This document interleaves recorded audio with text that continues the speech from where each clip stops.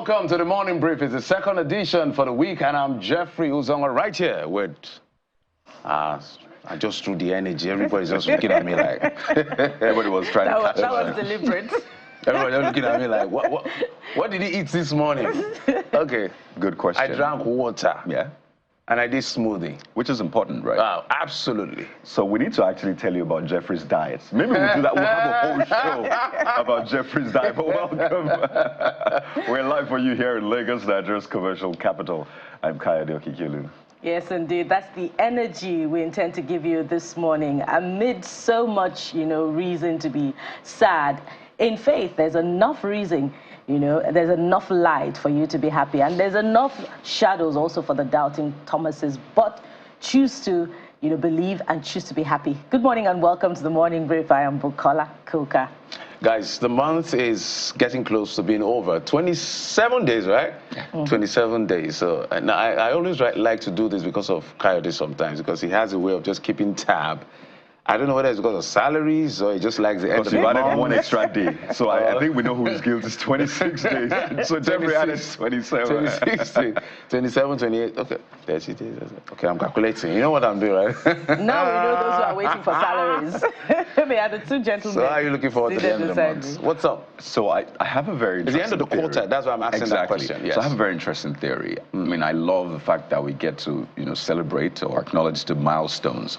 But I just see life as just one long continuum, really. So we might say each month has 30 or 31 days, but I'm like, we have way more than that. It's just our way of measuring time, right? But I kind of see time as something that is really continuous. So it's good to have a balance of both. So people do Monday to Friday, and then they start Monday again, and there's also that rat race. But when you see it as just a continuum, you tend to take life one step at a time and enjoy every moment in it. So I'm excited about the end of the month, but I'm also excited that there'll be the start of another month and an end of another, it just goes like that. Forgive my philosophy this morning. Well, for me, it's time to take stock, really, especially if you have set targets for yourself at the beginning of the month and you decided, okay, by the end of the quarter, I ought to have achieved all of this, and you haven't. It's like, you're racing against time, or time is not your friend, and you evaluate and you decide, whether or not, to just take things slowly, or, to ramp up the effort and ensure that you reach the target. And I hope that perhaps before the beginning of the second quarter of the month, those targets will become, a closer reality. Well, sometimes these metrics are necessary just to measure progress, whether or not you're making real progress in your finances. So some people say, this year I'm going to make $1 billion naira, I'm going to make 10 billion, I'm going to make 500 million. This year I'm going to do this and that or the other. So by the time you aggregate all of this, you're able to know, okay, how far have I come? In fact, some people are so fortunate that they say, okay, let's be mild. Now, let's talk money. They want to make 500 million, and they got one deal in the first quarter that closes the year for them. So they now have to reinvent another wheel to pursue yet a bigger vision. So whatever it is, as we've all said, whatever works for you, if you want to take it chill, simple, and easy, one step at a time is fine. If you're the type that is very conscious of time as well, it's all good. Whatever works for you is what is important. But the most important thing here is make progress. I think that's the message we're trying to pass across this morning. Make progress as much as possible. But that's not all we have for you. Let's tell you what's going to be happening on the show today. How did Nadeem Anjarwalla, a Binance executive, escape from lawful detention? How were 137 children released by armed bandits without ransom? Is Nigeria... we've seen an end in sight to the frail insecurity that we've experienced in the past months. These questions are what our guests will provide some answers and perspectives to. Yeah, indeed, Jeffrey. Healthy skepticism is the name of the game here, and that's why we have those questions for you.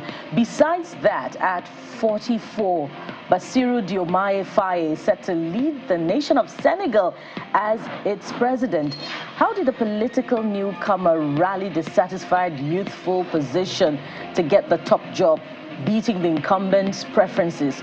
We'll touch base with our correspondent in Dakar and also speak to an election expert in Abuja to see what Nigeria and indeed the continent can learn from Senegal. Well, he'll be celebrating his 44th on Monday, so it's just all all the more merry for him and the nation, hopefully. But that is not all. As always, we touch on the softer side of things. There's been a lot of conversation, a lot of debate around the nominations for the continent's biggest movie night, the African Magic Viewers' Choice Awards. So the question is, who got what? What to expect? Why did my fave get anything? What is at play here? What is going on? Those questions we seek to answer on the show today. It's going to be an interesting one because it's a big night, absolutely. But the question is it a big night you're looking forward to? We'll find out. We'll find out. The AMVA is Africa's biggest movie night. So everybody converges on Lagos, at least for now, to say, okay, how did we fare in the last year or the last period? But we've seen the nominations. I'm sure some people are disappointed. Others are excited. Others got multiple nominations.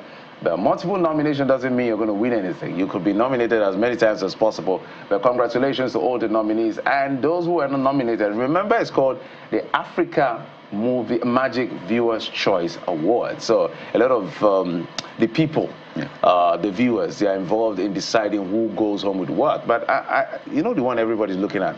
They're looking at best movie, lead actor, lead actress. Those are the ones that are really controversial. And we've seen the old guards this time. The guy they're not green for the young. The old guys are just all over the place. There was a time to like a proliferation of young people, but this time people like RMD and the rest of them, it's a good balance. We're a big generation and like, look, we got game and we're bringing it on. So hey, who wins on that particular night? Our correspondent will join us to break it down right here on the show. But that's not besides all. Who win, you know, the MVC is also a night to slay with all the colors and I forgot that part. I forgot that part. Fashion and across gender also, not just for the ladies now. The men also make a good showing at the MVC. So we're going to be looking at all of that. Maybe we'll think of a trivia corner at the AMVCA. We have to put together a lot of trivia. Oh, yes. And maybe talk to the organizer saying, I want to have a trivia corner where you're doing your numbers and your winnings. Let's ask you political questions. We'll be back after this break for the top stories. Join us again. Not at all.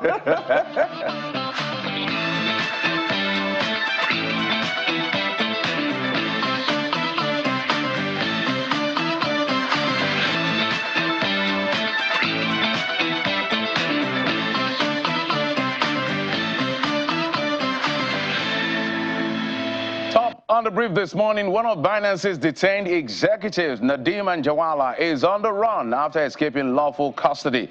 The federal government, via the Office of the National Security Advisor, has activated operations to ensure his rearrest to continue the ongoing criminal probe into activities of the cryptocurrency exchange platform Binance in Nigeria, and after a 4-count tax evasion charge was filed against the company. The Minister of Information, Mr. Mohammed Idris, and the Chairman of the Federal Inland Revenue Service, Mr. Zach Adediji, both briefed State House correspondents after the Federal Executive Council meeting on efforts to ensure he is apprehended and the need to conclude related litigations. There is now on him. The Interpol has also been contacted, and government is optimistic that this individual will be brought to book very soon. And those who were charged with the responsibility of keeping him in custody have also been arrested, and they have been questioned.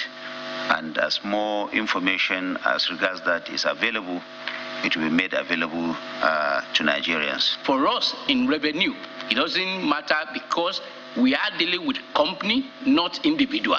So irrespective of where they are in the world, we have what it takes to make sure that they come and they comply with our law. So it doesn't matter whether the man is here or anywhere in the world. As long as we have Binance, there is no way they will escape the compliance matter that we file against them. So I don't think we have any problem in that.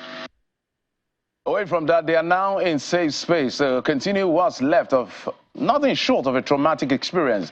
We're talking about the freed Kuriga school children who have formally been presented to Governor Ubasani at the government house in Kaduna State following their rescue by the military and local authorities in Zamfara State 2 weeks after they were kidnapped Presenting them to the governor, the GOC 1 Mechanized Division of the Nigerian Army explains that 6 out of the 137 children are undergoing medical care at the military hospital.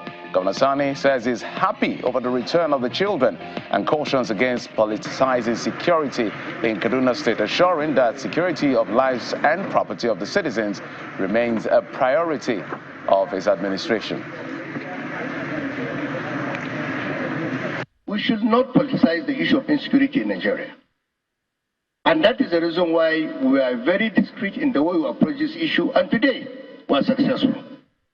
But any attempt to continue to undermine the effort of the security agencies in Nigeria in the name of politics is jeopardizing the lives and properties of our innocent citizens in Nigeria. I want to also caution our insecurity merchants and complete merchants in Nigeria to be cautious with utterances.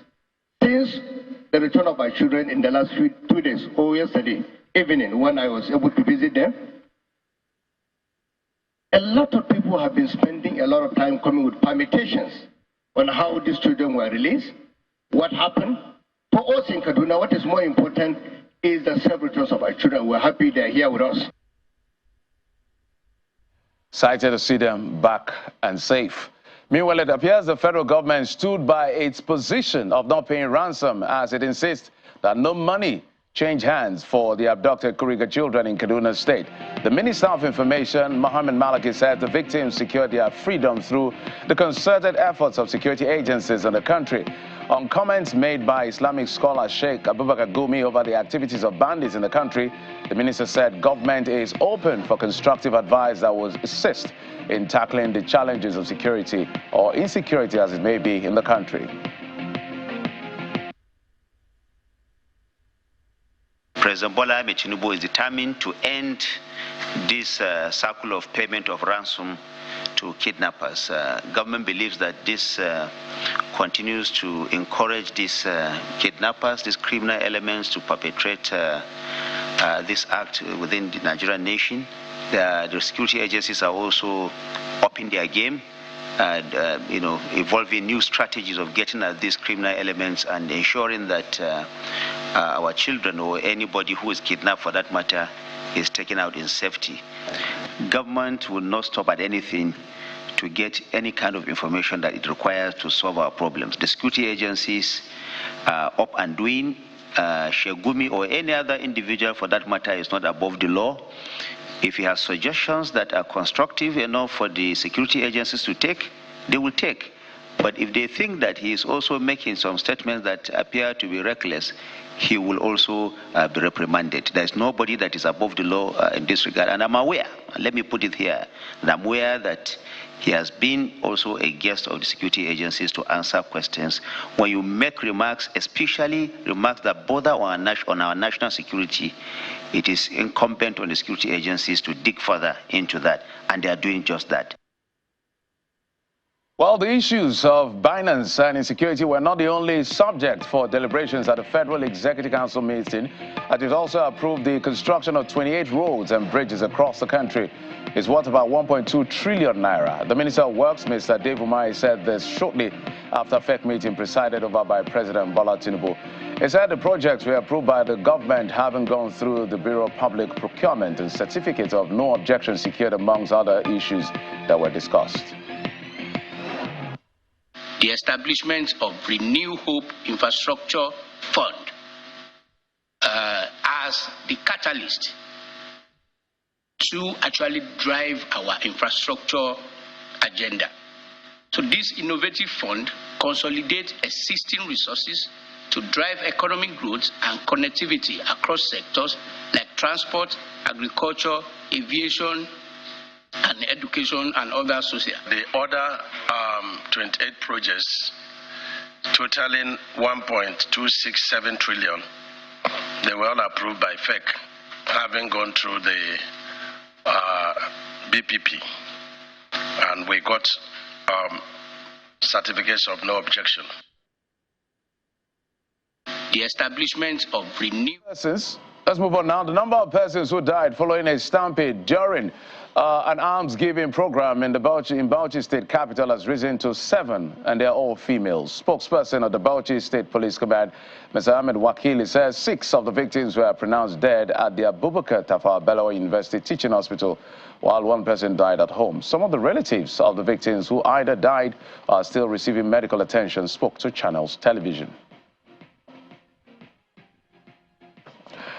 In the meantime, the call for the resignation of the Labour Party National Chairman, Mr. Julius Abure, is far from over, as former trade union leaders are calling for his resignation, and that of the president of the Nigerian Labour Congress, Mr. Joe Ajero. The veterans, led by former vice president of the NLC, Mr. Isa Tijani, made the demand at a media briefing in Abuja. Mr. Tijani explains that the allegations of fraud against Mr. Abure has dented the image of the party, while allegedly, while it is wrong for Mr. Ajero to picket the party. Legion of Labour Veterans is intimately familiar with the damning records of financial sleaze said to have been flagrantly perpetrated by the national chairman of the Labour Party, Julius Abure, an inveterate money monger of no mean repute. We strongly believe that his trial and subsequent conviction will serve as a deterrent to aspiring young politicians, particularly those from trade union background. In this connection, our good members are hereby strongly reaffirming their cardinal demand that Abure must go. There is no reason for the Nigerian Labour Congress to go and picket the Labour Party. That's absolutely no reason. That's why Ajero has committed a crime. Abure has also committed a crime. You cannot picket somebody from your house. The Labour Party is part of Nigerian Labour Congress. Labour Congress is part of Labour Party. So who are you picketing to? What's the psychology of the picketing? Do you understand what I mean? What would you tell people? How are people seeing us now in the face of the public? That we are a divided house against each other and we want to use all means. No, we are not in support of the picketing. Let's see how things play out in that party. In a few hours, the Central Bank of Nigeria Monetary Policy Committee will conclude its 2-day meeting as Naira continues to strengthen against the dollars, and all eyes on whether the Apex Bank will retain, reduce or hike rates, although many experts are expecting another hike to be delivered at the end of the meeting. However, the CEO of Cowrie Asset Management, Mr. Johnson Chukwu, holds a different view on this particular matter. Let's now head to the international scene. It's a matter of hours before Senegal's young opposition candidate Bassirou Diomaye Faye, a political neophyte, as you say, will be declared president-elect after his main rival and former Prime Minister of Senegal, Amadou Ba, called him on Monday to concede defeat. Early results indicate that Mr. Faye has secured about 53.7% of the vote, and Amadou Ba from the current ruling coalition stands at around 36.2%, based on the tallies from 90% of polling units in the first round of votes, according to the Electoral Commission. Mr. Ba and President Macky Sall both congratulated Faye, who turned 44 yesterday, as they hailed the outcome as a win for Senegal, whose reputation as one of West Africa's most stable democracies took a hit when Sall postponed the elections. In the world of sports, Azizat Oshola, Chiamaka Nnadozie, Rashid Ajibade and 19 others have been called by the Super Falcons head coach Randy Waldron for the Paris Olympics qualifiers clash against South Africa. Coach Waldron also kept faith with regulars like Michel Alozie, Chris Uchebe and Alimatu Ayinde and Gift Monday. The Super Falcons are home for the first leg, scheduled for April the 5th at the Moshood Abiola National Stadium, Abuja, before they will fly to Pretoria for the return at the Loftus Vessel Stadium on April the 9th. The winner over the 2 legs will earn one of Africa's 2 tickets to this year's Women's Olympic Football Tournament in faraway Paris, France. And those are the stories we've been tracking for you in the last 24 hours, and will shape part of the conversation for the rest of the program and the rest of the day. Bukola joins me now to tell us exactly what you have been up to. Thanks as always. Yes, well done, Jeffrey. But suffice it to react to some of the stories, exactly. That you have been following up on our behalf. It's cheery to note that the Kuriga children have been returned. But beyond the politics of it all, the federal government had consistently stated that it would not negotiate with bandits in its efforts to returning those children. And it has restated its position that there was no ransom paid. But if we have seen those children, fantastic. We're grateful, especially the parents who can now heave a sigh of relief, and rest easy and be set free from the agony. But we didn't see the arrest of bandits, so we should be asking questions about what exactly happened behind the scenes. Exactly. Security can be confidential, top-notch, and government may not want to reveal important details about behind-the-scene movements and decisions. But what exactly happened? If we haven't seen an arrest or the reining in of bandits, the destruction of their enclaves, kidnappers being arrested, those questions are also critical at this point in time. I guess that's why we have the guests to help us make sense of that situation, because if we found the girls that were exchanged, where are the bandits? So I guess we'll answer all that, the guests will answer all of that question. But let's get to what you have been saying, Bukola. Where do we start from on We're this starting from the escape of the Binance executive Nadeem Anjarwalla, and there's some reactions that are very, very profound that give cause for reflection. Speaking of which, we're starting with UU Stanley, who says this morning, he's not going anywhere. Our gallant police, Police NG, have all it takes to fish out and bring back the man wherever he has escaped to. Our Navy are by the sea. Our Air Force are on alert 24/7, Custom, Immigration, and the Mine Marshals. Our new armed forces are top-notch. Wonderful, fantastic confidence in our security formation. I like formation. The optimism and the confidence, yes. Yeah. Like, wherever you want to run to, we will catch you. That's... IT King says it confirms all the allegations against him. One of the Western agents in Africa sponsoring chaos and laundering funds did Western forces fly down to Nigeria to free and evacuate. This is his own allegations now about influences of the West. Yes, indeed, we should ask that question. If indeed he was innocent, is his escape a confirmation of guilt, particularly of very weighty allegations of terrorism, financing, money laundering, tax evasion against him? This next one is from Senator Sheikh Hussaini, former senator in the 7th Senate, I believe, and he says, Binance executive escaped from custody. If you see him in suit, you can't believe he can jump through the window and run. Well, we don't have details about how exactly he escaped, but we know that he escaped. We don't know whether he jumped through a window and ran. We don't know. It was said that he was allowed to go and pray, and from there, he vanished. All right, this is coming from AME with loads of numbers, loads of them. He says this is a confirmation that these Binance guys are criminals, allegedly. Let's add that part. Yeah, They've not we been don't know found yet. guilty of any of the charges brought or preferred against them. So it's still an allegation, no matter what is said. That is what the law says. This one is from Mamodu Mamza, and they say this is a big step to Nigeria's security architecture and a shame, a big slap, and a shame regardless of if he had someone help with or from anywhere. It makes a mockery of our security. Well, there evidently must have been a compromise somewhere, which is what authorities are investigating. Yes, the authorities have also arrested those who were to keep him in custody. What happened? Frank Ojukwu says, only if Nigerian government knows the implication of this, any individual on government arrest should be well accounted for. If the family after months didn't hear from their loved ones, no Nigerian government judgment, they have full right to sue the Nigerian government. Okay, I'm not sure where that is coming from, but hey, we'll take your talk. Okay, so the next talking point is about the deaths of those who were trying to get food in Bauchi State during the arms sharing, and then they lost their lives. So this first one is from Nafiu MK. Nafiu MK says, why such palliative can be distributed to the local imam to the areas? Must they be called or gathered in one place, the imam allocated or more closer to the people, and wide, well, not very coherent there, but he's making a case for the distribution to have been done through the traditional rulers or the religious rulers in the community. That's Nafiu's MK's comment. More like use the religious leaders to do the work. Yeah.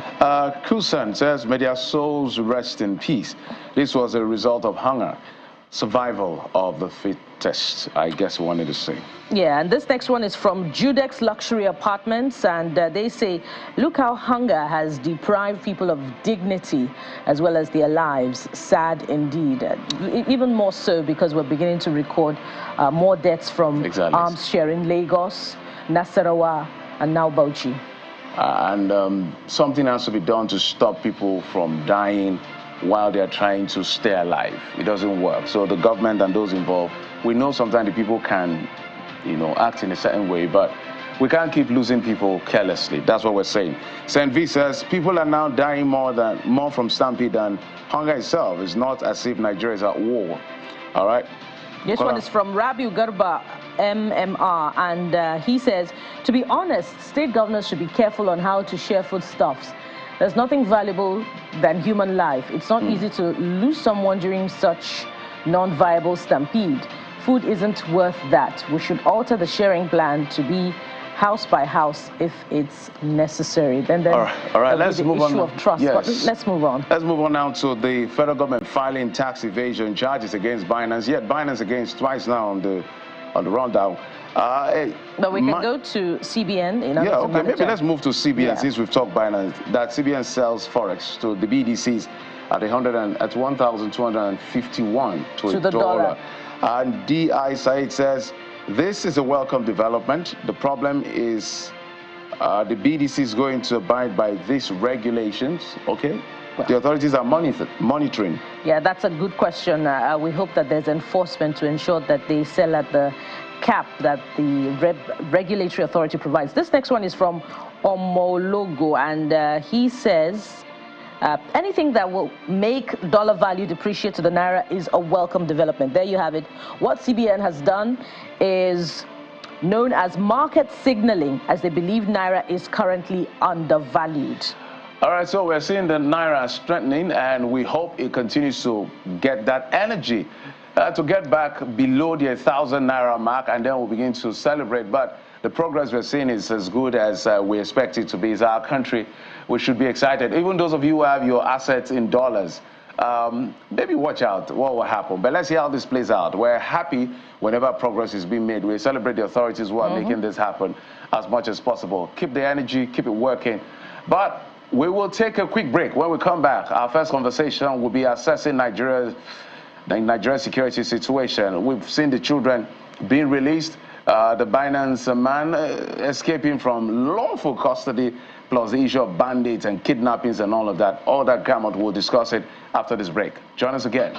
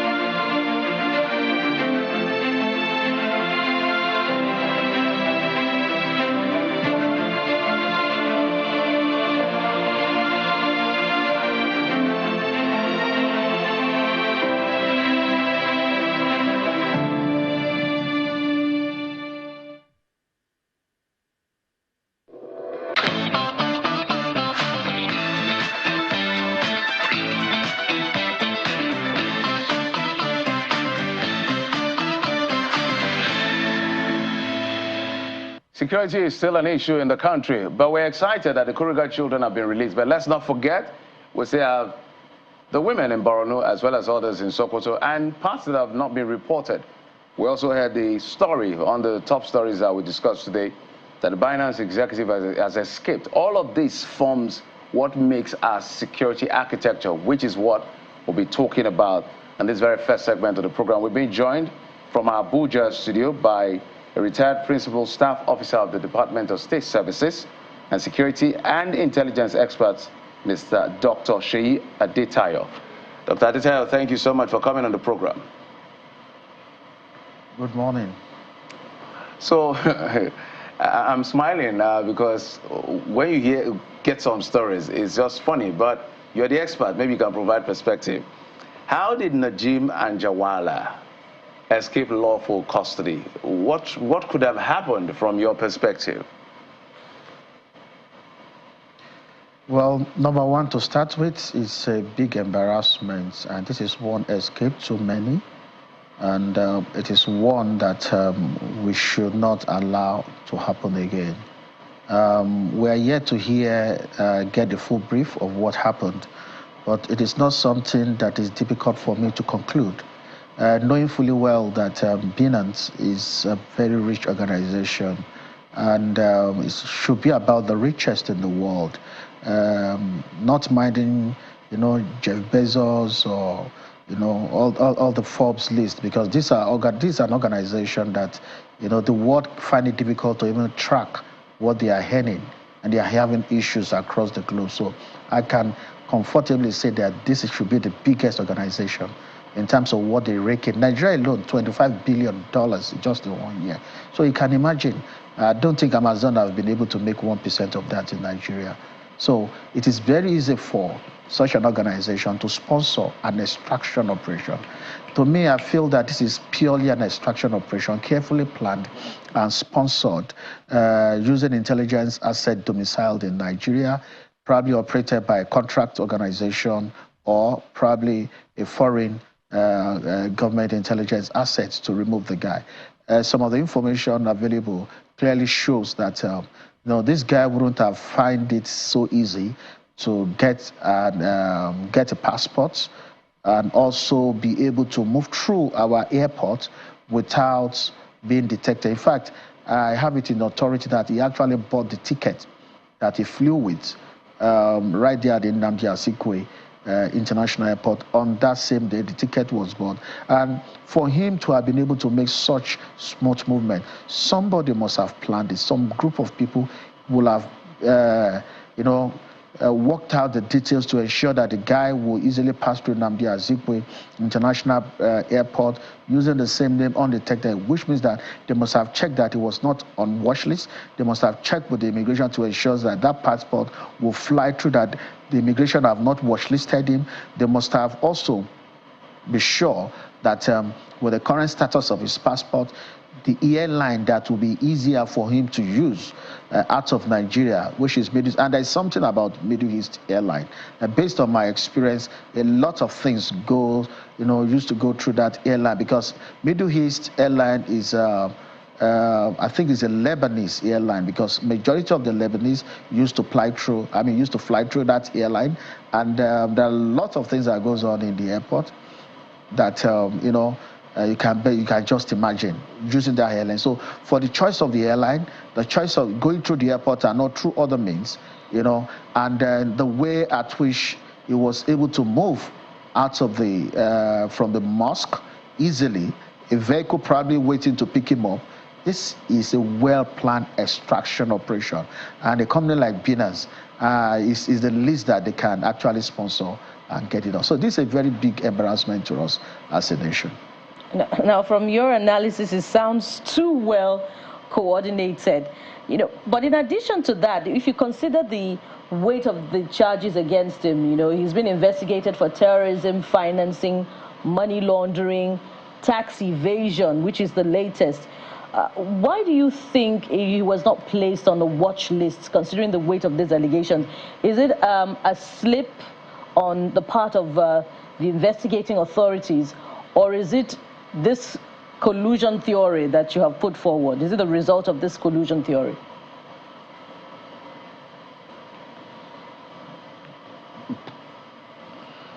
Mr. Aditayo, did you hear me? Yeah, I think this is one question that the answer, Office of the NSA, needs to answer. I find it very hard, to believe that the Office of the NSA will keep the suspect in its custody and not, transferring the suspect to agencies like EFCC or DSS to manage, and then also watchlisting the suspect immediately, because considering the huge and the enormity of accusations against them, and seeing the difficulty in getting an organization like Binance, because what you are asking Binance to do is very, very big. And the moment Binance provide those information, that means they are breaking away from what they have assured their customers. And that's going to be a very big hit on the organization. They are going to lose credibility, they are going to lose customers, they are going to lose revenue. So when you are dealing with such, I expect more tact from the Office of the NSA in this regard. And like others have said, that this is not a call for the Office of the NSA. The office is bigger than this kind of operation. It serves a purpose that is bigger than you say it can provide all the support, give all the backings, give all the directive, but not to personally handle an operation like this. When you have agencies that you as Office of the NSA, you supervise an organization that the agency is supervising, and then you cannot transfer such to them. And this not only to the Office of the NSA, it's something that we need to actually look into. That is the credibility, the proficiency in our security agencies. And I think it is actually going down in terms of employees' proficiency, the qualities, the quality of personnel that we are having in the agency. I personally believe that even though Nigeria has not been watchlisted, it is expected that officers that are at the airport should be conversant with what is going on in the country to have been able to pick that name.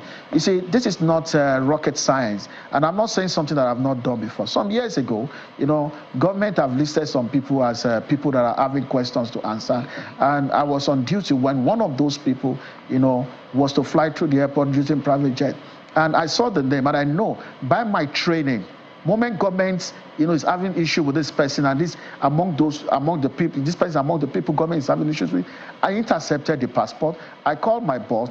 I said, this person is about to travel. His name was mentioned yesterday among those people that government is interested, and a call was made to Abuja, and the person was he was prevented. An arrest was made immediately, and none of those people involved were able to get out of the country. You don't actually, if you are well trained and you are doing your job very well, you're supposed to be conversant with what is going on in the country. The moment you see a name that government is actually working on, and the name appears on your system, or it doesn't appear, and the name appear before you, you are supposed to hold the passport and make a call. We've seen this happening in other countries. It's not necessarily when something is being given to you. So we need to say in the last 10 years, the qualities of personnel that we're recruiting into our agencies leaves a lot to be desired. Lots of people have found their ways into the agencies. I'm not being specific about one now.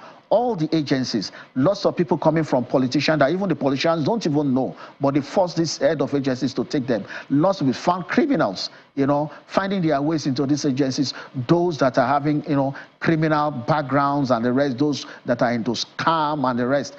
That's why we see, right, soldiers on valid leave engaging in kidnapping, policemen that the moment IGP gives an order, they will violate the order right there. They don't even, take IGP's order seriously. And so for other agencies, this is happening, and it's a call for us to actually look into this. Those people that are responsible in keeping this guy, right, what gave them the confidence to take a man, kept in their custody out of the facility. If by the SOP, such directive, such action cannot be taken without express order from the top. It is not even in the place of the leader of the team of that safe house. It is something that has to be given right from above. So for them to have that temerity, that audacity to take somebody out of a safe house, to go and pray in the mosque, for crying out loud, if it's in the hospital, if he didn't pray in the mosque, will he die? If he's in the prison and he couldn't go out into the mosque, will he die? So that speaks volume. That speaks a lot into the quality of our personnel in the security agency. It's not just about government spending money, government investing, buying equipment, building houses, increasing salary. We also need to look at the people we are recruiting. It starts from recruitment. Well, let me come in here. The quality of training that we're giving to them now. Those who are responsible for training them now. Right. And then our post-training, how do we enforce internal control in terms of how we manage these people? Big questions you have raised, and I imagine that a lot of Nigerians are nodding their heads saying, yes, the same question on my mind. It looks like this was lifted off the playbook of what happened in 2019 with the chairman CEO then of Nissan, Renault, Carlos Ghosn. You recall that he escaped from Japan in a box, and he was said to have had a spare passport. In this case, the Binance executive was said to have had a smuggled passport. And the destination for both of them appears to be Lebanon, incidentally. And it just looks like they were copied literally. But I'd like you to speak to this. Who is most likely to escape from custody? Is it an innocent man, a guilty man, or who?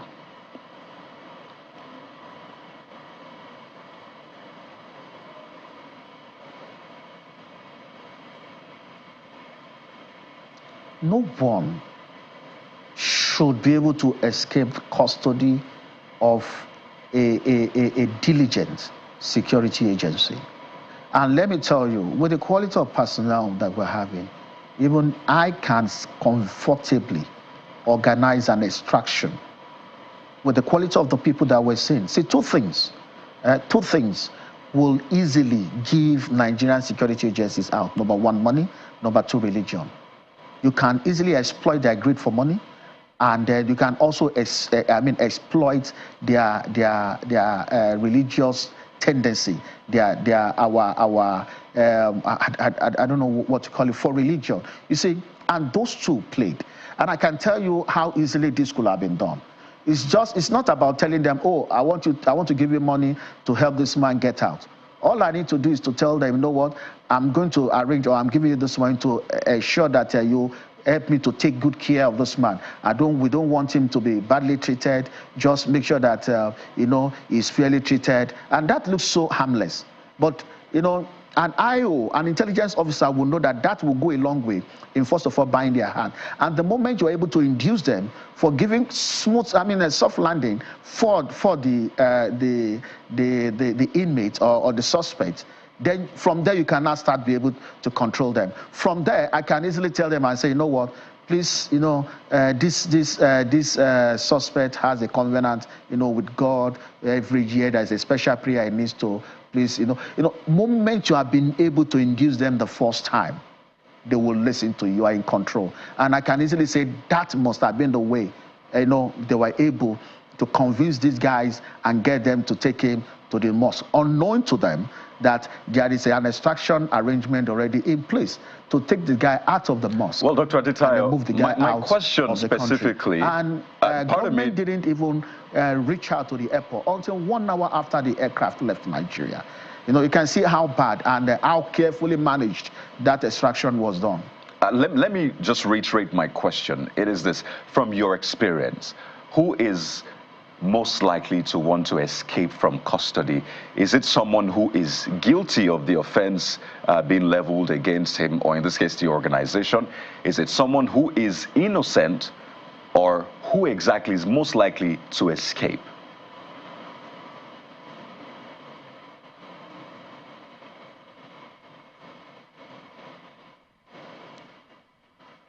Oh, sorry, I actually didn't get the question correctly. Yeah, it is what will make you to want to escape is if you have one, you have something to hide. Either you are guilty, you have something to hide, or perhaps you are under a condition that you know that you cannot meet up with the demands of placed before you. Then you want to actually escape custody so that you can have your life back. Okay, is there an angle to, some people may say, escaping custody could also be, it's not sure of getting the right kind of justice. We have to look at all sides.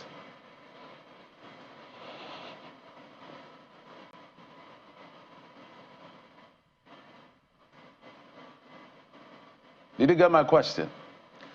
Well, justice here is relative. There have been allegations, and this is an organization that has presence in the United States, and then you know that you always have avenue for redress. We've seen a case of where is it PID or so that took Nigeria to British courts. So if Binance feels that they can't get the right kind of justice here in Nigeria, they can as well sue Nigeria outside, the Nigerian government outside Nigeria, to seek redress using all available means. You see, all the platform for them to seek redress in case of injustice, they are all there, and all this was not, and it's just the beginning of the whole. This is just a day after the case was filed in the court, and they've not even made they are yet to make representation as at the time that the incident happened. So it's all written, it's all written, but we'll still have to wait to see what will happen in next week. Coming days to see response from Binance and how the world, countries and foreign countries that has large, strong presence of Binance are also going to respond. Because if they can do this in Nigeria, it means that they can also do the same thing in the United States, in Britain, and in other countries where they are also operating. It's most importantly Nigeria and Asia. So let's shift gears now to the issue of the Kuriga children. I just needed that response as quickly as possible. We are grateful that the children are back, but two things are of concern. In fact, multiple things are of concern. I want you to speak to probably all of them. Questions about what now happens if you could get the children. What about the bandit? It may look like a naive question, but it's a necessary question. The issue of government insisting they did not pay ransom. These are armed bandits. How did government, why were they able to pull off such? Is it an extraction now, or a release, or a rescue? I don't even know the term to use, without necessarily paying ransom. It looks like something is not panning out right. So our government is just trying to keep the supremacy of the country as much as possible.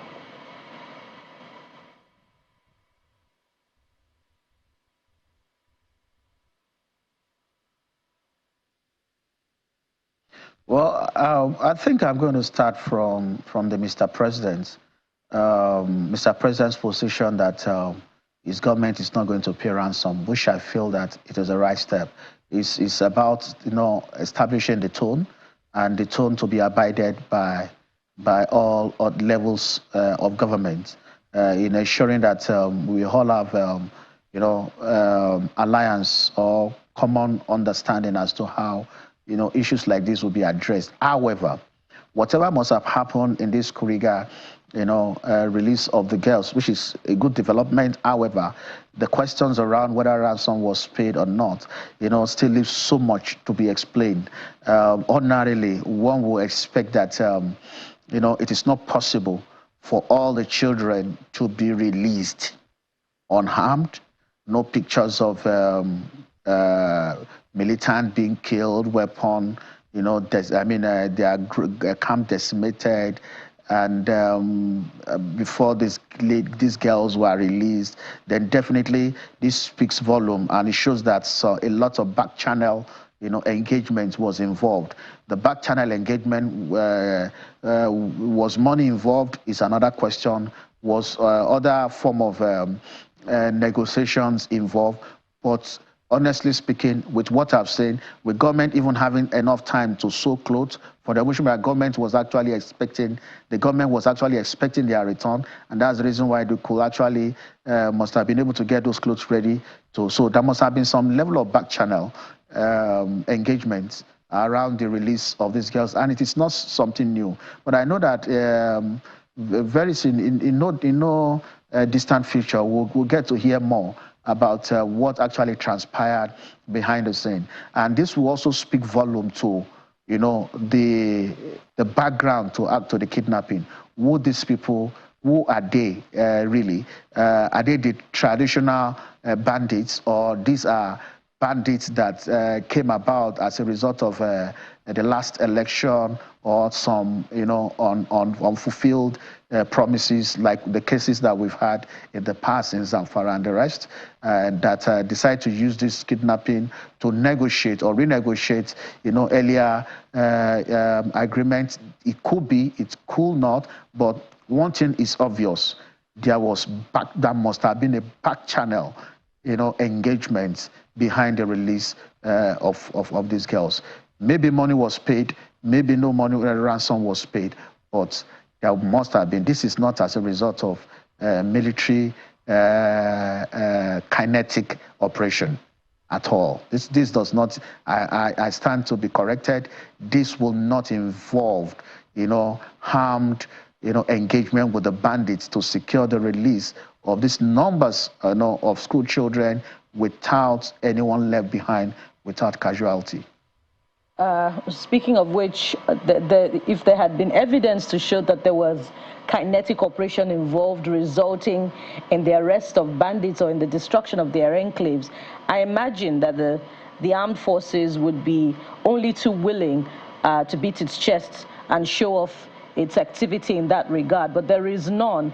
But not long after the announcement of the release of these children, and we have in fact seen them and we're grateful, the federal government is also saying that Sheikh Gumi is being invited by security operatives, because if he says something that borders on national security, then he should be invited to answer questions in that regard.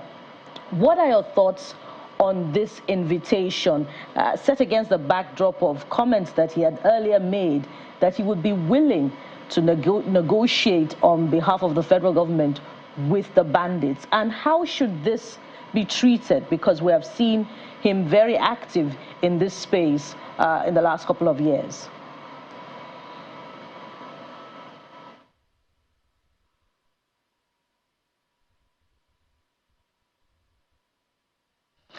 Yeah, we need to understand the fact that Nigeria is a sovereign nation, and the nation has placed powers in the hands of the president. And we all agree that whoever is sworn in as a president is our president, and he has all the powers because we have given it to him. And we also have responsibility to ensure that we do not allow anyone to actually usurp or try to subvert that power and that responsibility. And we've allowed too much and too many, activities and actions from individuals over the years. And if we don't start to, ask those people, to begin to start explaining, why, and then also bring about some level of caution, then we'll go to a point where it's going to be free for all. Everybody will be free to do as they pleases, or to act as they pleases. So asking him, inviting him is a good right. It's a right action for him to come, and answer some questions. And this will send the right signals to others who want to be, motivated, by what the cleric has been doing, to also want to start saying things. We know recently we had somebody threatening the first lady of this country, because some people feel that they can just say things without actually considering what the law says about such actions. It's not whether he has been found guilty, but it's just to show to me, I feel that that will send the right signals that come. If you say things, you will be asked to come and explain. And if your explanation is not good enough, then government will take the right kind of action. Nobody is above the law. The rule of law must prevail. And because we have laws, and if we don't ensure that the rule of law prevails, then we are giving room for, the destruction of law and order. Right. And when law and order is no longer, active and valid, then we have no country. But just a quick one, sir, before we take this one. Sir, you said earlier that we've allowed too much from individuals over the years. Speaking of which, do you see it as a significant departure in the treatment of the activities and comments of this individual from the last administration? Very briefly. And honestly speaking, I've been very, impressed so far. And I wish I'm also expecting the security agencies to take the cue that you have a president that is ready, to step on toes. And this is a right, is a right action to be taken, and which is a complete departure from the way some individuals has been treated in the past. So the more of this that we see from this government, the right kind of results that we'll begin to see going forward. If we have something important, we should understand what can be said in the public and what cannot be said in the public. Especially when you have, the avenue to reach those in government to be able to share those information, rather than going right there in the public space and start beginning to give. Even if you want to negotiate on behalf of the government, it's not something that is expected of one to say in the public. You can engage governments in the private and show them why you feel that you have the avenue to do it, and government can engage you. And all these things can be done using back channel. That's the essence of back channel. And this will be done without even the people knowing that you are actually involved. But the moment you put yourself at the forefront of it, you are trying to create an alternative, solution outside what government is providing, more or less like presenting yourself like another, savior or messiah to the people. And that is you rivaling the government of the day, or the government that has the power to rule. Just as we wind down, and this is even tied to security, it's breaking news just in. We understand that the kidnapped Edo PDP chairman, Anthony Ezegbemi, has regained freedom and is back with his family. A special advisor media project to the Edo State Governor, Cruz Osage, confirmed this to us in a telephone conversation. It says that the state government will be issuing a statement later on the details of Mr. Ezegbemi's release from captivity. So breaking news just in, the kidnapped Edo PDP chairman, Mr. Anthony Ezegbemi, has regained freedom. He was abducted on Friday, that's March the 15th, close to his house, along country home in Benin City, the state capital. We'll bring you more details on that breaking news. But as we wind down, again, this is the reality, and it's not just in the northern part of the country. You have that now in the south, and in other regions. But our final question to you will be, is there enough deterrent to ensure that there is no repeat of such, either it's in the north, in the south, wherever? And this is what I mean. The bandits, on the one hand, were able to move from Kaduna to Zamfara State. That's dozens and scores of kilometers, and it looked like they were undeterred. There was no sort of opposition in the way. On the other hand, there's been no arrests, at least as we can see. So do you think that this will be the last of it? Is there enough deterrent for another one?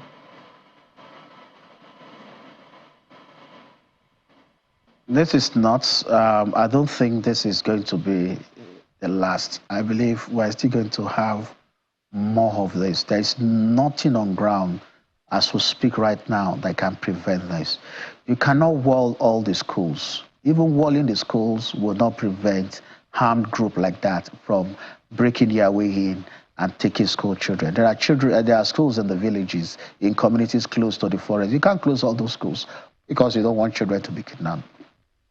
And going back to what I've said before, we have made criminality to be lucrative in Nigeria.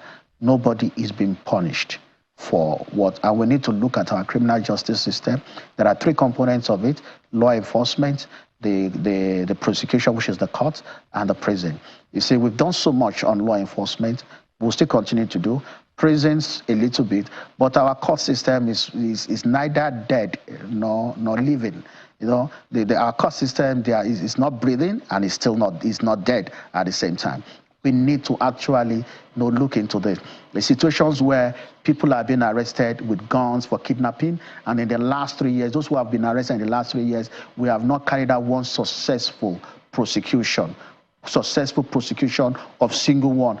I stand to be challenged. Show me one case of a kidnapping since the last 3 years that they have taken to court and they have successfully prosecuted. When we don't show people that our laws are there and there is rule of law in Nigeria, if you commit an offense, you answer for it. And this should start with our governors. I expect the president to declare state of emergency on insecurity in Nigeria, on security in Nigeria. One, mandate all state governors to sign execution order of all convicted criminals, those who have been convicted and condemned criminals, in their custody. This will go a long way. It will shake the fabrics of our prisons. It will send shockwaves around the whole country. Those who are sponsoring these criminals, they will become afraid. They should do that. If people are elected as governors, they should be executive enough, to do that part of their function. Sign the execution order. Let our prisons be free. Let those who are yet to be convicted, to be condemned, know that when they are condemned this time, they are going to die. So this will prevent them from sponsoring criminality right from the prisons, as we see. Even the prison warders will also be afraid. Those outside that are being, motivated by criminals that are, entering the prison and coming out, especially those who the police are even afraid to even arrest again, because they have arrested them several times. They've gone into the prison, they've come outside, and they have gone ahead to go and kill police officers, that have been arresting them. All these things needs to change until we begin to make people to know that we are not only having those laws for having sake, we mean. And one of those things I've said on this channel is that government, under this emergency rule, should make the National Assembly to make a law that will set up a special court that would try and prosecute 2 levels within 6 months. All those that have been arrested or accused of aiding kidnapping, of aiding banditry, or of aiding, terrorism, in Nigeria. And I can assure you, not only will our prisons be free, these activities will go down within 1 year. People will be afraid to even aid kidnappers, to even give food to them. Dr. Adeta, if I may, including those who help them to feed those that have been kidnapped, those who help them to transport those that have been kidnapped, everyone in that value chain, if they are made to face what our law says, and these people are prosecuted within 6 months, and they face, the full wrath of the law, in the presence of the whole nation, watching the way the executions orders are being signed and being executed, I am telling you, this crime will go down. Look at those those people that have been arrested. All right, Dr. Adeta, they are between age 17 and 21. These are young children that are being motivated by 2 things. Like I said before, greed for money, and then their desire for religion. They are using religion and money. Dr. Adeta, if I may butt in, Dr. Adeta, they were lured into it, believing in the name of religion and in the name of money. But when they see that these things, the law will take its course within a very short period, I am telling you, a lot of them, will lose motivation. All right, Dr. Adeta, great point you made there. Thank you so much for your insight on this particular issue. And I'm sure the authorities and everyone is listening. Retired Principal Staff Officer of the Department of State Services and Security and Intelligence Expert, Dr. Seyi Adetayo. Thank you so much for coming on the program. Thank you so much for coming on the program. Thank you so much for coming on the program. Absolutely. Well, we'll shift gears now from Nigeria to other issues. Well, this time we're touching base with our West African neighbors, but that will be when we come back after this break. We'll be touching base with Dakar, Senegal. That very, political neophyte, as they call him, is now going to lead one of the big nations on the West African sub-region. We'll talk about that, touch base with our correspondent and the expert. Join us again.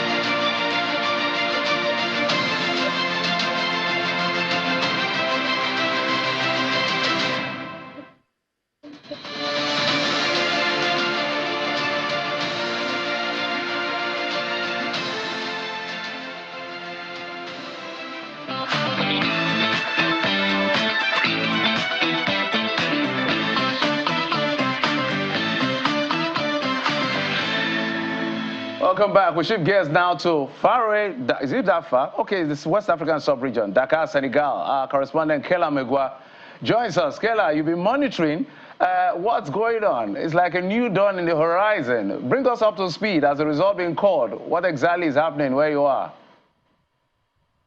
Good morning. The results have not been called, but there is the clear winner based on, based on the feelers out there. And we've seen other candidates concede defeat to Basiru Diomaye Diakhafaye.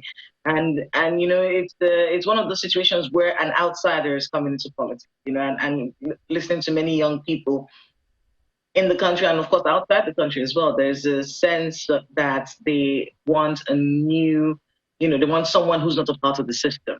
That I think was the fuel behind, the push, especially for the massive young population of Senegal to vote in this direction. So we're seeing feelers here that there is a clear winner. Remember, it's 19 candidates. So one of the issues everyone had was we're thinking about how it was going to be possible for someone to have 50% of the votes.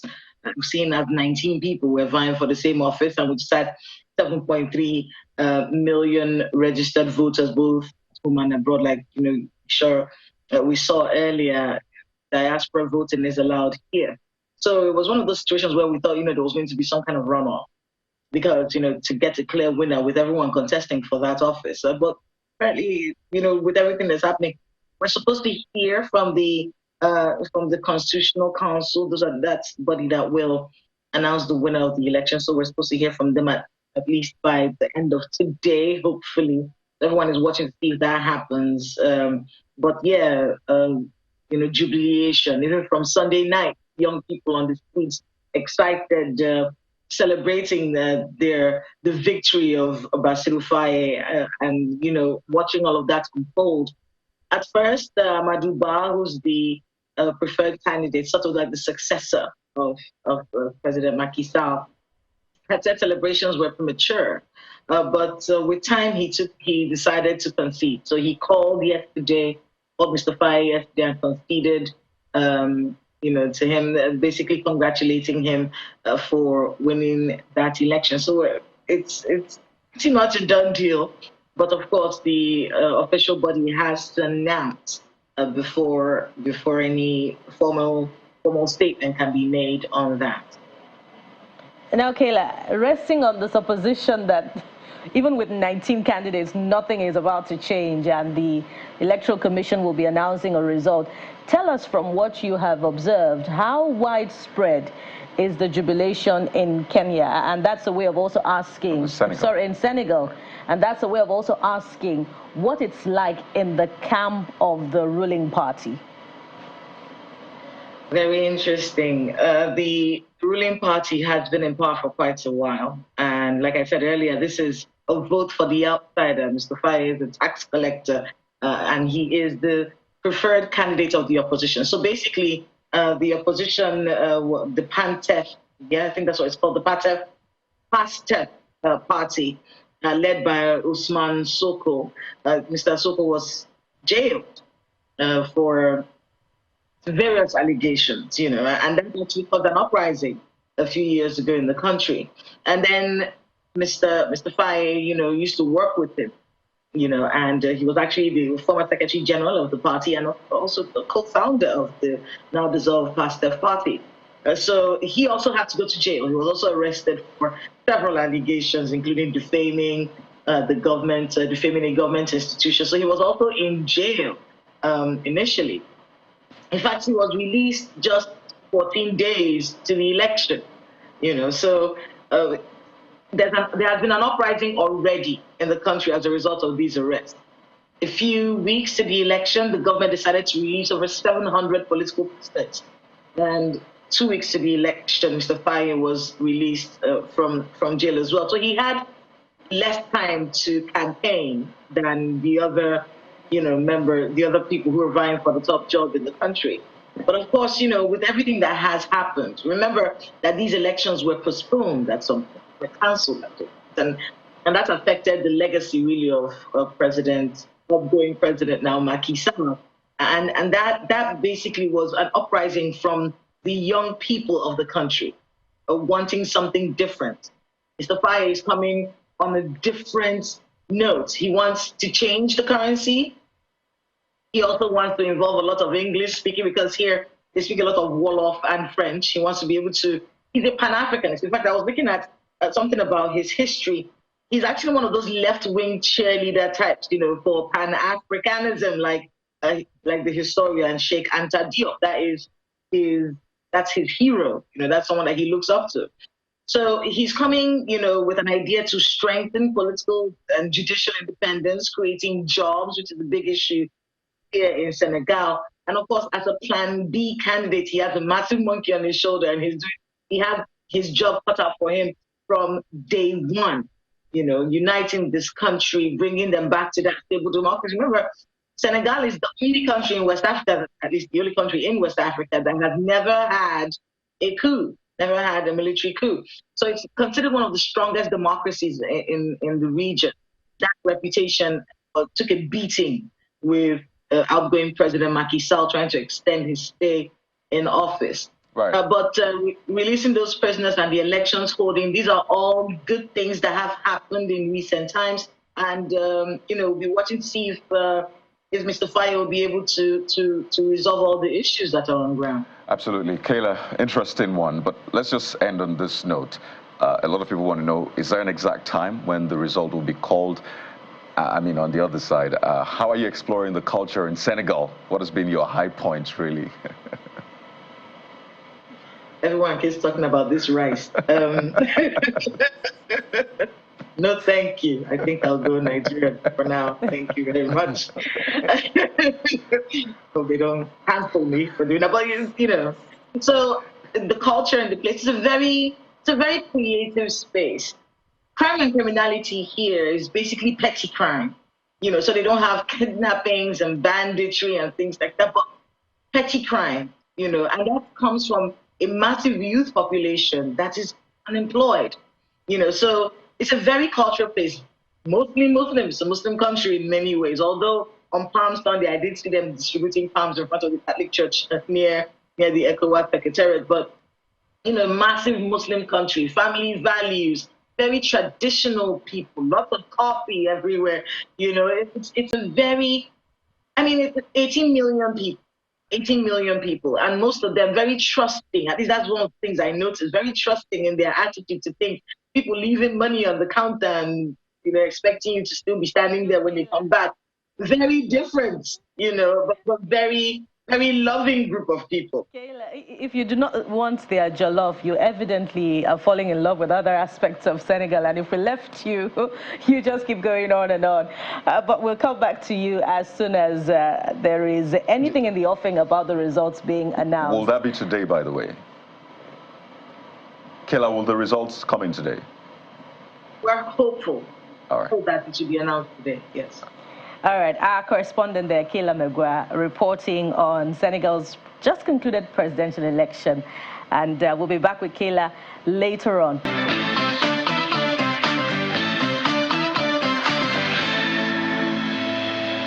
No, but staying with sun-kissed Senegal, the island, the country with that boasts island of many seashells, we're looking at the presidential elections that has emerged after weeks of unrest unscathed, and from what we're hearing, with an electorate that is relatively happy. So now let's explore the lessons that Nigeria, and indeed the African continent, can learn from this process.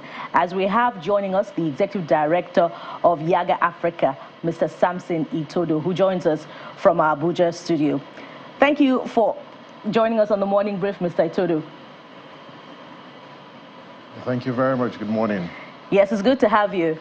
Now, looking at the presidential election, an opposition didn't just win. In fact, from what we are getting on official results, Mr. Diomaye Faye has a strong lead. You know, so this has surpassed all electoral norms that we know about. Yes, we see you now, Mr. Itodo. What are your thoughts on this process? He's an opposition candidate. What can we learn pretty much from the just concluded electoral process in Kenya? Well, I guess you meant Senegal. I think that it's a great day. It's for Africa, for West Africa, and for lovers of democracy across the world. Because what we saw in Senegal over the last couple of weeks is a demonstration of people's power and the resilient character of the people of Senegal, who defied all odds, stood up against a dictator, fought with their lives to ensure that constitutional order was restored. But they didn't stop at ensuring the constitutional order and their constitution was respected. But what did they do? They demonstrated by showing up to cast their vote for a leader that they believe has the requisite credentials to bring the country back, to the path of progress and democratic development.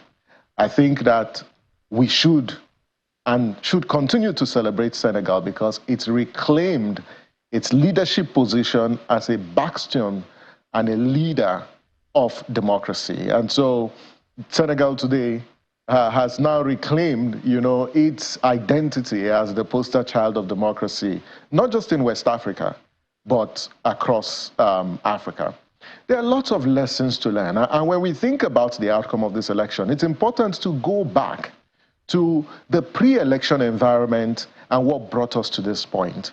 Here we are, at a time when that country had never experienced any form of military coup.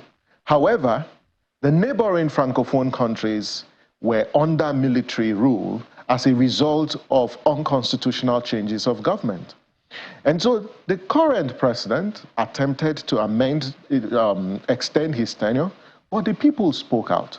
And so when you think about lessons, and I'll come to people's power, but let's look at the strength of the institutions that protected democracy and constitutionalism in Senegal. One is the Constitutional Council, that despite Macky Sall's insistence on extending his tenure and changing the dates of elections, the Constitutional Council stood up against the president and said, no, we must respect the Constitution. And the Constitution provides that by 3rd of April, you ought to leave office, and there's no way you can extend your tenure because it runs foul of the Constitution.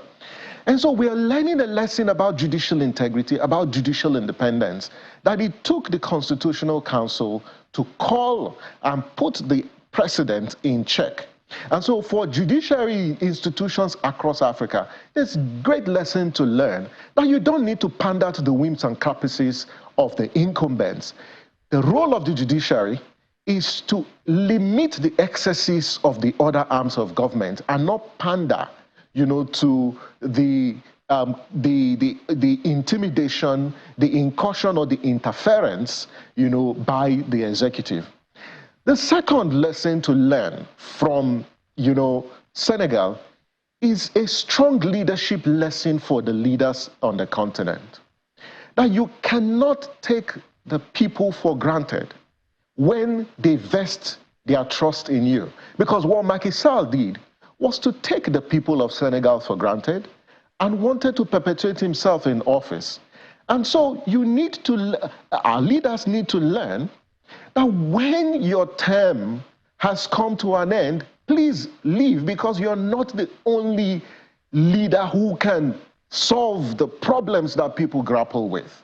And so staying and extending your term in office beyond the moral question is the fact that it undermines the same Constitution, because as a president, you are a creation of the Constitution. You cannot,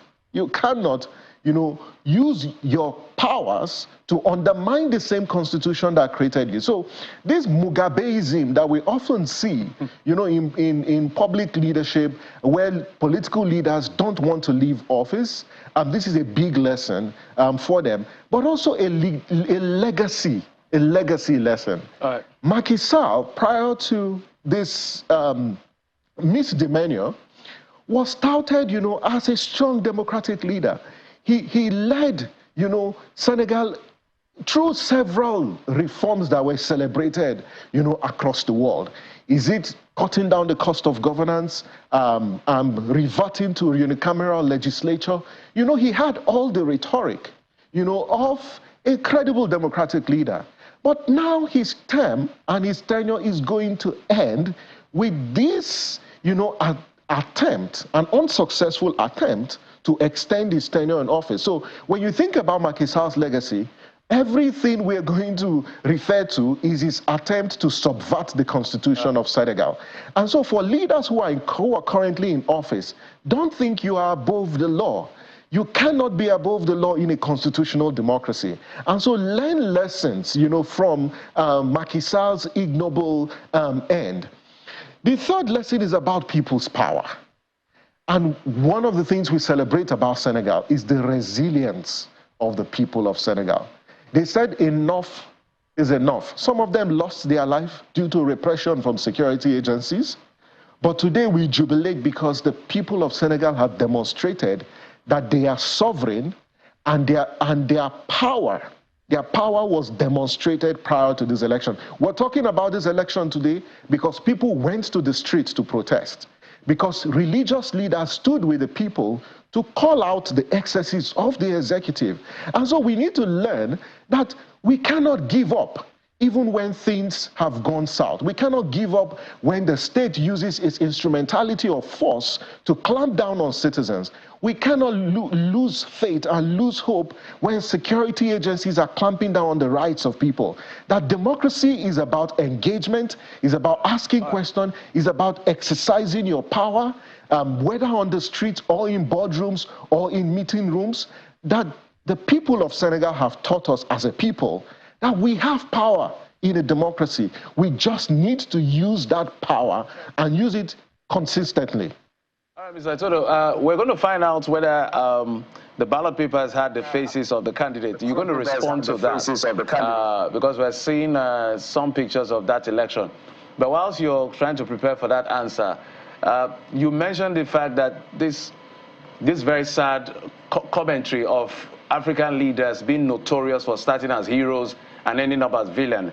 Robert Mugabe, we can go, the list goes on. Some are still alive. Some are on the exit corridor, but they refuse to leave power.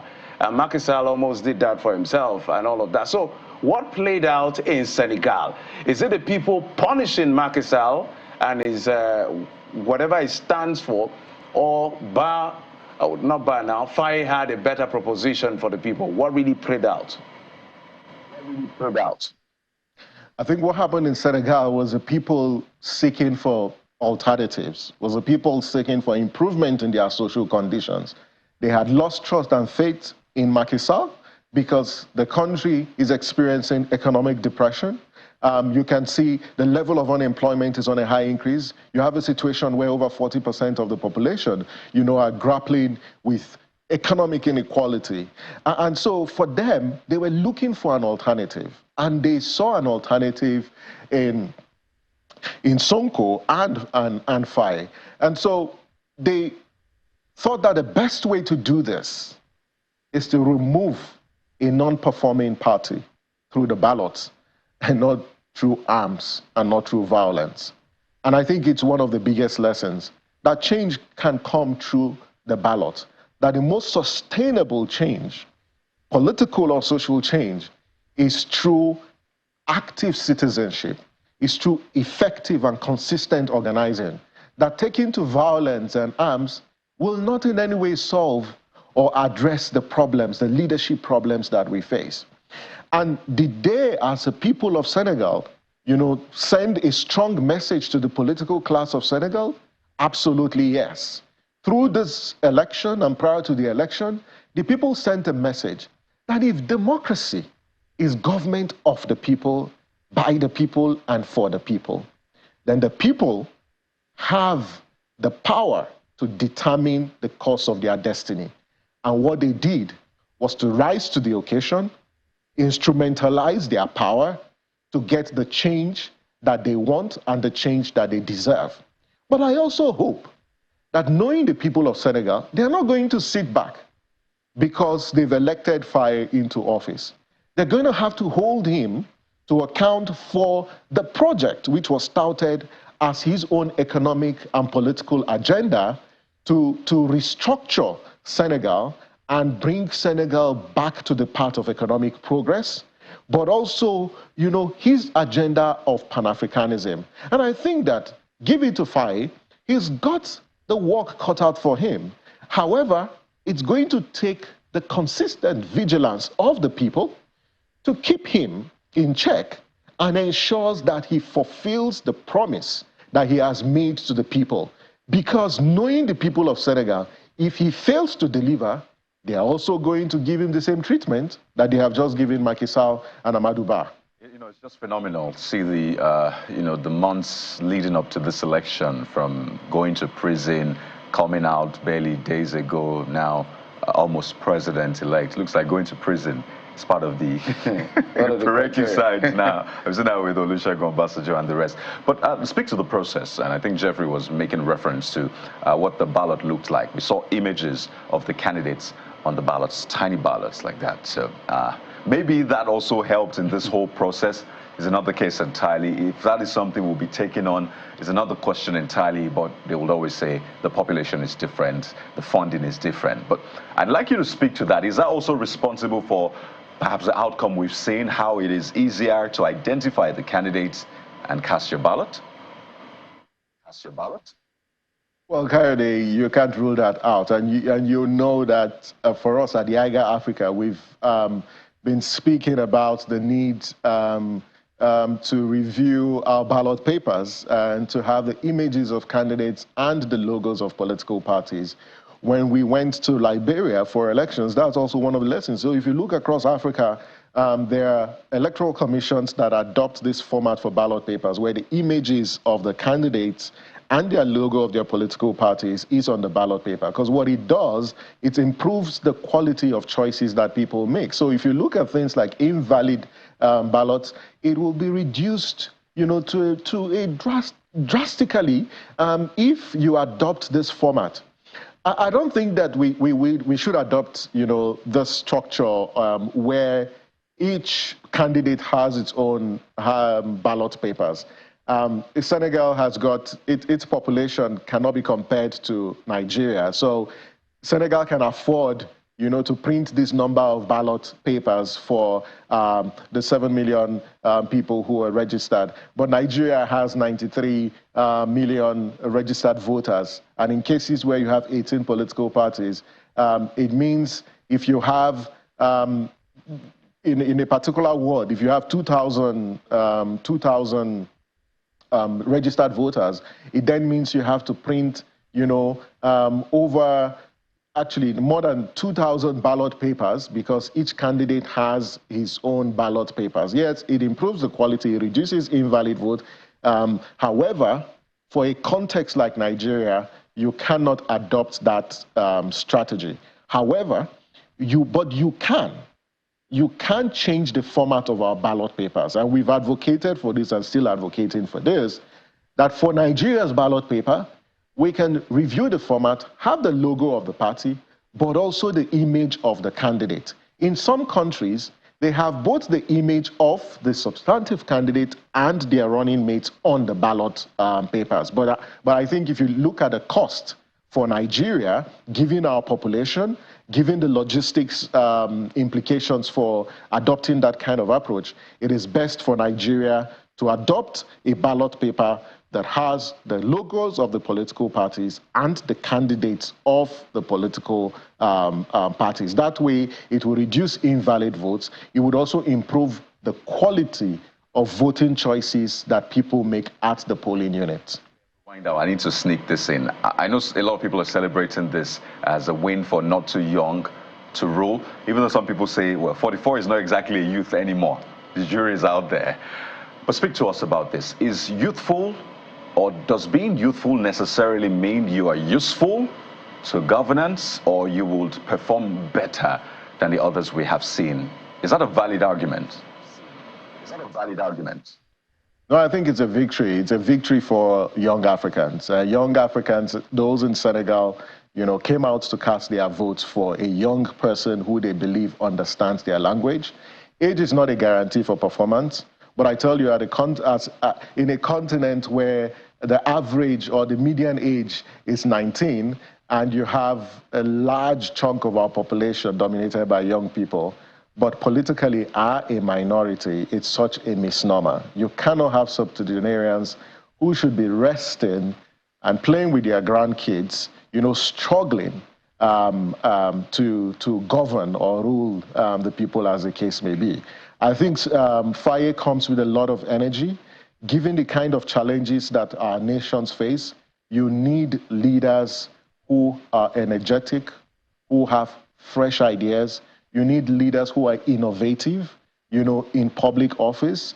And I have confidence that Faye has what it takes to rule that nation, not because he's young, but because he comes with a fresh perspective. And that's what our society needs now, is fresh perspective and not a political system that is dominated, by old and expired politicians who should be retired, but have continually recycled themselves in office.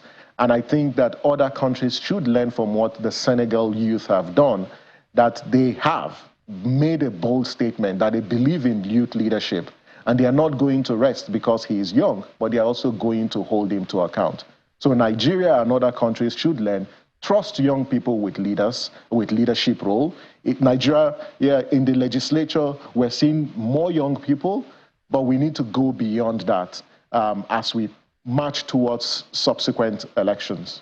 Indeed, Mr. Chodo, the coming days in Senegal will be quite telling. And as we look at, Diomaye Faye, in his methodical approach to things, let's hope that all of this grandeur will produce results when he takes office. So I'd like to thank you very much for coming on the program. Mr. Samson Itodo is Executive Director, Yaga Africa. Thank you very much. Okay, thank you very much. Thank you. And now up next on the program is the softer side of things, where we'll look at the nominations in that all-important list from the AMVCA. So stay with us. We'll be right back.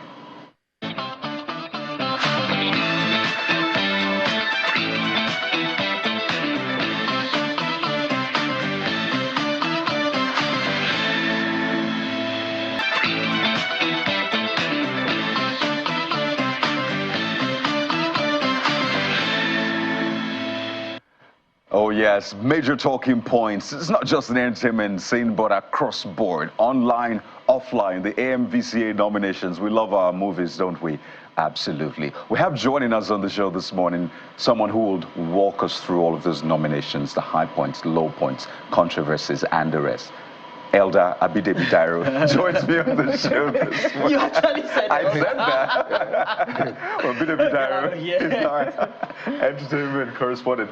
Good morning, Abidemi. Welcome to the Morning Brief. Good morning, Coyote. Good Elder morning. works for me, by the way. Please, you need to stop that now. I'm Hello, Elder. Inside joke, inside joke. Absolutely. For Abidemi, the nominations are out. I mean, a lot of people are talking about this. Some are excited because their faves are on it. Some others are like, no way, we no go agree, we no go agree, because our faves obviously aren't on that list. But speak to us, really.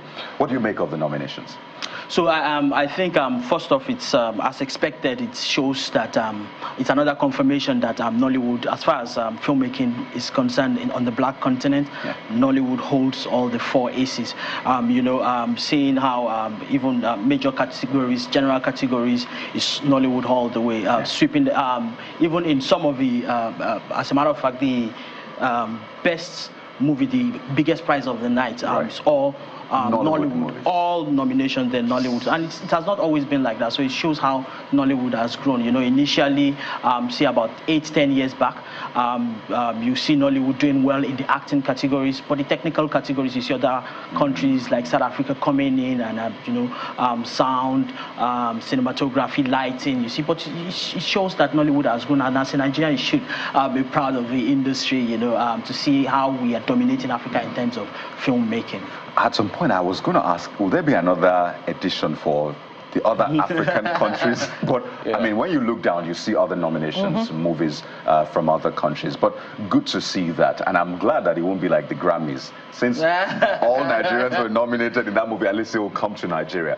But we've seen some movies doing great stuff with the nominations. Movies like Over the Bridge, Mami Water.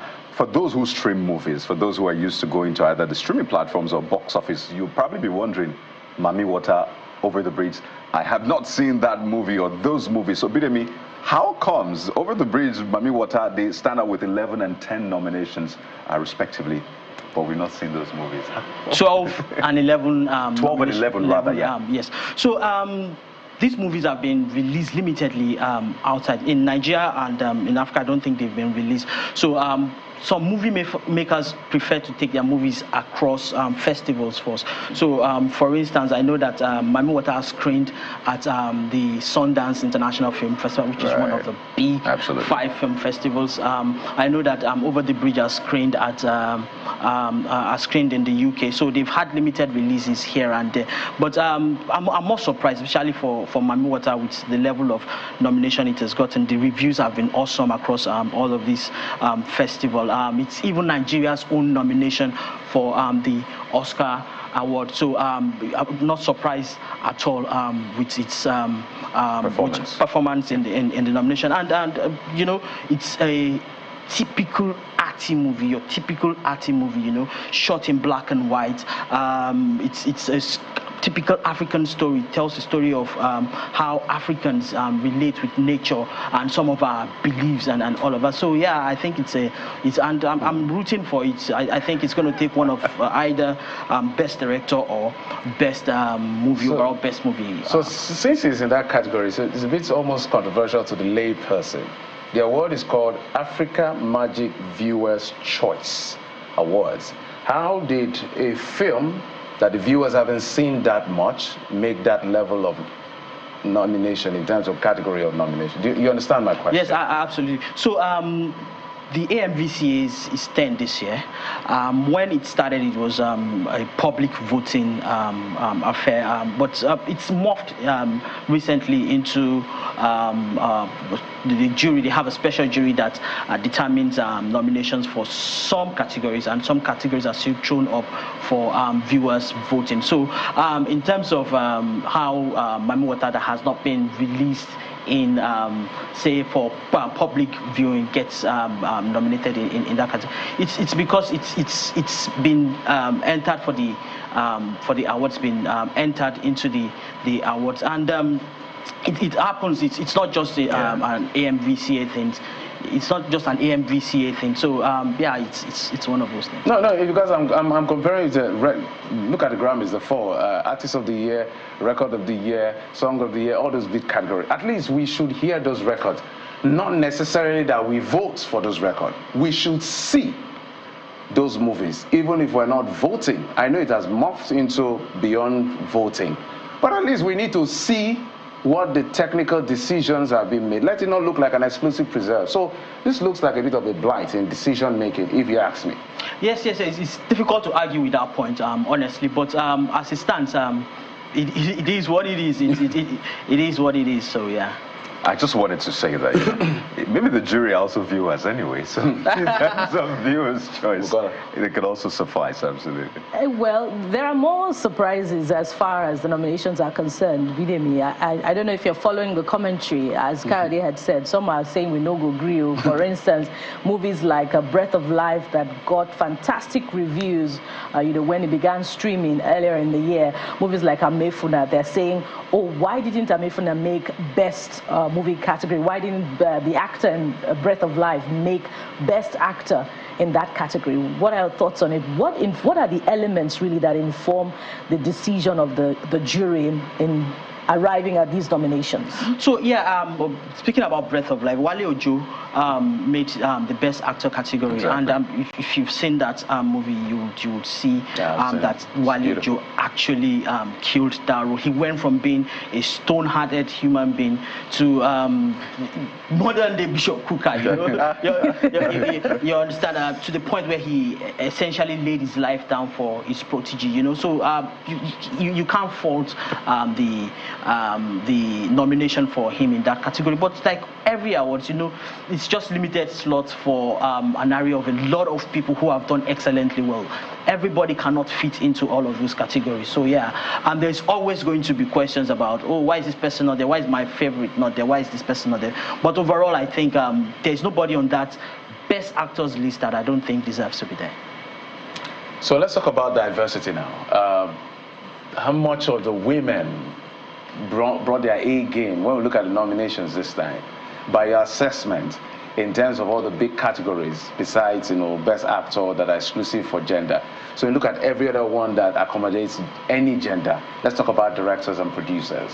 So I'm a bit disappointed that when you look at the best director list, it has no female in there, and it's quite disappointing too, because when you look at the overall best movies, you have 2 movies directed by women. You have Olufemila Ransom Kuti by Bolanle Osinpiters, that is not also out yet. And you have, of course, the box office queen, Funke Akindele, who directed A Tribe of Judah. A Tribe Called Judah, And unfortunately, both of them did not make it to the Best Director category. And it begs the question, what are some of the categories for selecting the overall best movie and best director? And speaking about how women are fed in the industry, if you look at Nollywood, which is perhaps now like the foundation for filming in Africa, you see that most of our female movie producers are actually doing very well. As a matter of fact, Bolanle Osinpiters highlighted that over the weekend when she was at the NBA's Women Forum, where she spoke about how females are doing very well in Nollywood. So it's quite disappointing that even though locally in Nollywood we see the work that they're doing, that unfortunately this time around they couldn't get to the finals of the Best Director category. Okay. I think that's a lot of work that needs to be done in that area. Again, the debate is always out there. Let it be on merit. Merit, yes, if absolutely. That's what the jury or those selected think, so be it. Who do you predict to be the biggest winners of the night? I know you have your favorites, but as we approach that night, which of the movies? Yes, lots of nominations, but which do you see being like maybe the biggest winners of the night? So it's going to be a tough call because some of these movies are not out, but there's so much about Mami Water in itself. It's a movie that has been described with such beautiful words, and you understand. So I expect Mami Water to do very, very well, Over the Bridge, I was reading a review of Over the Bridge from when it's screened in the UK, and somebody described it as a movie with clear depiction of deliberate emotions.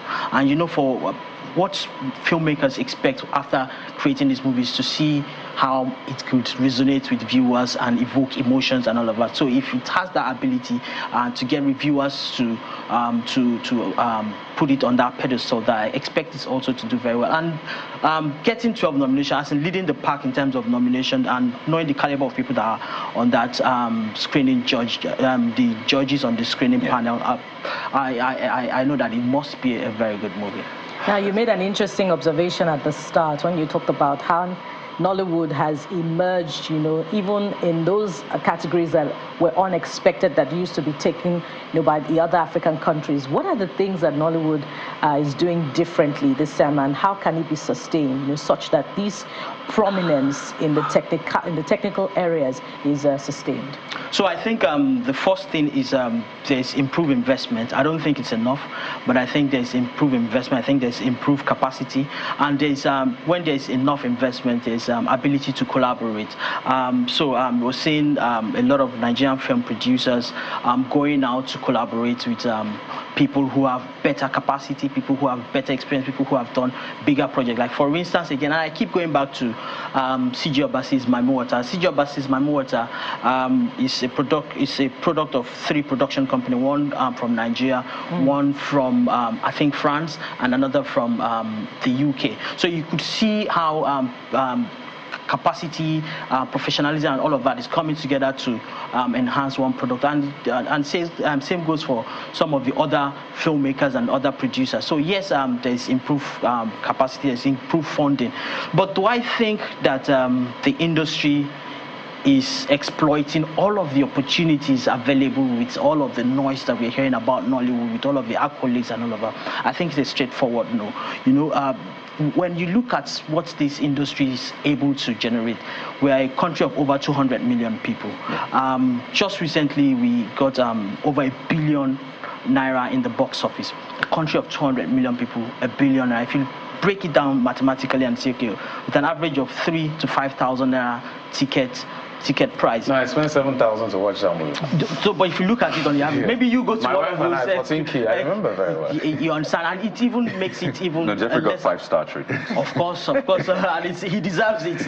Yeah. So VIP. But back to the point. If you look at it, it meant like that.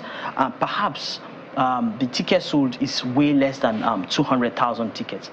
In a country of over 200 million people, I don't think it's enough. Just before we wrap up, I still have a problem, though. It's my view, and I'm sure views of, because you may see this play out on that night. If Over the Moon or Over the Bridge. Sorry. That's why people watch it, right? If Over the Bridge or Mami wins this award, you're going to see the reaction, because it's going to be like, not like a Django, not like a Tribe Called Judah. Just for the fact that we can see what these happens. movies are also in contention anyway. It's not just between Mami Wata or I'm not even talking. The debate is about, let's at least see as a people. Let it be streamed or in cinemas. That's not this exclusive premieres or screening. Jeffrey's angry. No, I agree with him. At the end of the day, you're going to see just what will happen that night. You understand? I agree with him, because people want to relate. People want to relate to it and say, oh yeah, I knew when I saw this that it was going to win. You understand? So people want, you can't. Anyway, we don't have so much. I'm going to ask the question about. We need to step up beyond this to begin to find ourselves on the Oscar. What do we need to do in 30 seconds?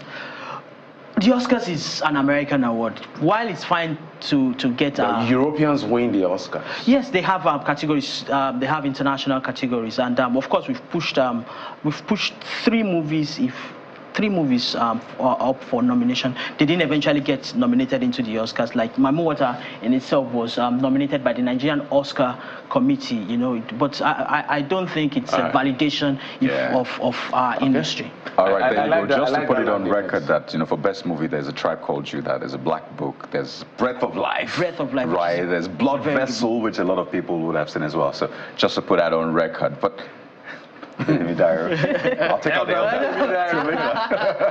Thank you so much for giving us an insight. At least we understand better some of the factors that came to play in these nominations, and of course we'll be looking forward to the big nights. Good to always have you on the show. It's always good to be here. And let's remind you yet again before we go that the kidnapped Edo PDP chairman Anthony Aziegbami has regained his freedom and is back with his family. The special advisor, media projects to Edo State Governor Mr. Cruzo Ogsagi confirmed this to Channels Television in a telephone interview. The Edo chairman, PDP chairman, was abducted on Friday, March 15, close to his house along country home in Benin City, the state capital. But cheering news and a good way to end that he has been released.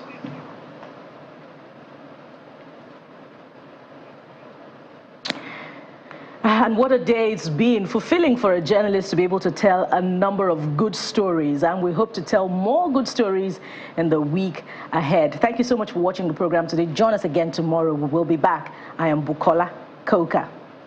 Absolutely. So that's been the journey. Midweek edition comes out tomorrow. Stay with us right here on Channels Television.